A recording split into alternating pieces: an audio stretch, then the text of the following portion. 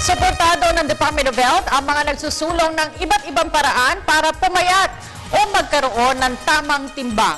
Kaugnay nito isasagawa ang tinaguriang Taba Congress sa World Trade Center. Layo nitong bigyan ng mas malalim na impormasyon ng mga Pilipino sa mga hindi magandang dulot ng pagkakaroon ng sobrang timbang. Ayon kay Health Secretary o Health Assistant Secretary Eric Tayag, napapanahon na ito dahil maraming Pilipino ang nagkakasakit dahil sa iba't ibang komplikasyon sa kalusugan. Kasi dito may nakita ko may healthy patis daw. O gusto natin malaman bakit naging healthy yung patis niyan. Oo, tapos doon sa unahan, pag tinikman mo yung juice, wala kang malalasahan. Pag tinanong mo, puro pala kangkong yun. Mga gulay. Biro mo kangkong, tapos ang sarap-sarap ng lasa.